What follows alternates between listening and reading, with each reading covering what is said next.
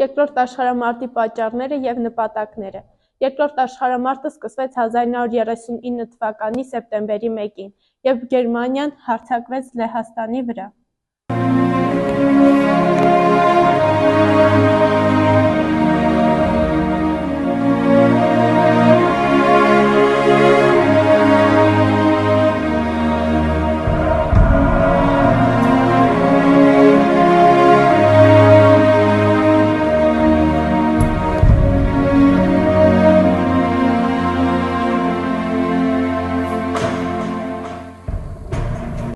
Հիտլերը ցանկանում էր ընդհարձակել Գերմանիան, ստեղծելով մեծ գերմանական կայսրություն, այսինքն կենսատարածքներ Արևելյան Եվրոպայում, որոնք ըստ նրա պետք է դառնային գերմանական կայսրությանը։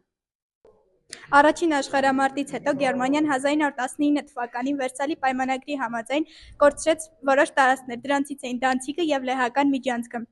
Հիտլերը պահանջում էր վերադարձնել Դանցիգը, սակայն Լեհաստանը մերժեց։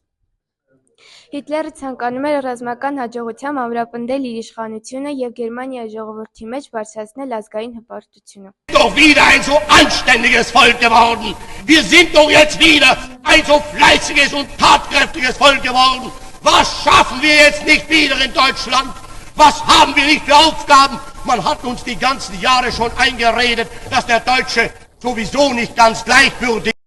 Գերմանիա ԽՍՀՄ գաղտնի համաձայնագիրն էր։ 1939 թվականի օգոստոսի 23-ին Գերմանիան և ԽՍՀՄ ստորագրեցին Մոլոտով-Ռիբենտրոպի պակտը, չհարձակվելու մասին համաձայնագիր, որի գաղտնի հավելվածում Լեհաստանը բաժանվում էր երկու պետությունների միջև։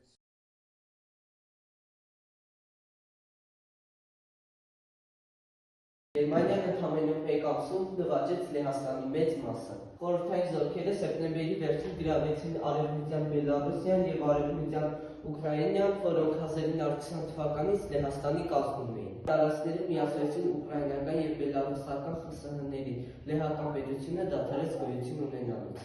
Մեծ Բրիտանիան և Ֆրանսիան պատերազմ հայտարարեցին Գերմանիային, որովհետև նրանք ունեն ընդհանուր դաշինք և պարտավորություն Լեհաստանի հանդեպ։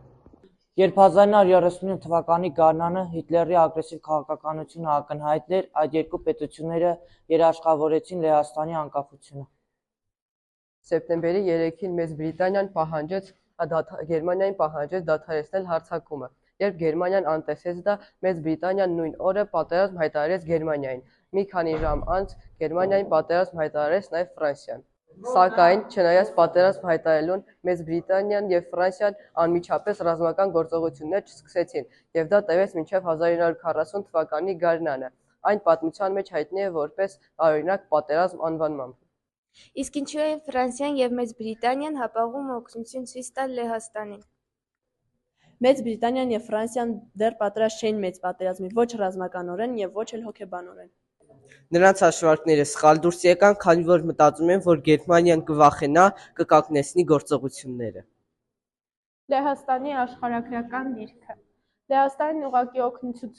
ցուցաբերելը գրեթե անհնար էր։ Ոչ օդային սահման կար, ոչ էլ ցամաքային սահմանով կարելի էր մեծ աջակցություն ցուցաբերել։ Եվ վերջապես,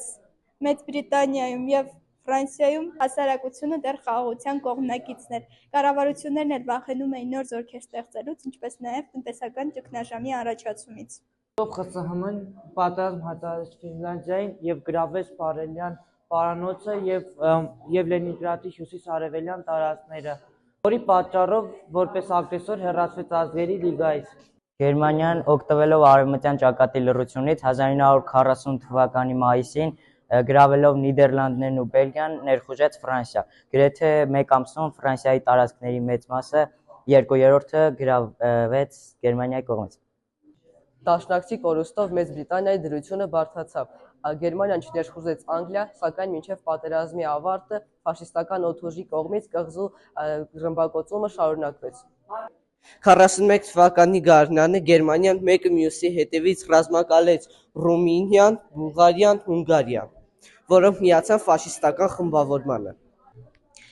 Գերմանիան և Իտալիան միացյալ ուժերով նվաճեցին Հարավսլավիան և Հունաստանը։ Իտալական և անգլիական զորքերի միջև 1940 թվականին սկսվում են պատերազմական գործողություններ Աֆրիկայի հյուսիսում և արևելքում։ 1940 թվականի ամռանը Խորհրդային Միության զորքերը խորհրդային կարգեր հաստատեցին Լիտվայում, Լատվիայում և Էստոնիայում։ Ռումինիան ստիպված էր առանց կռվի զիջել Հյուսիսային Բուկովինան և Բեսարաբիան, որոնց հիման վրա ձևավորվեց Մոլդովական ԽՍՀ-ն։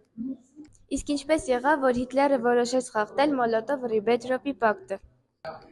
Նա կոմունիզմն ատում էր, համարելով իր գաղափարական թշնամին։ Նրա նպատակն էր ստեղծել մեծ Գերմանիա, տարածելով Արևելք ԽՍՀՄ-ի հաշվին։ Հիտլերը պնդում էր, որ գերմանական ժողովուրդը պետք էր հողեր ստանա Ուկրաինայում, Բելառուսում և Ռուսաստանի հարուստ տարածքներում։ Եվ ահա 1941 թվականի հունիսի 22-ին Գերմանիան հանկարծակի հարձակվեց ԽՍՀՄ-ի վրա, սկսելով պատմության ամենամեծ ռազմական գործողություններից մեկը՝ օպերացիա Բարբարոսսան։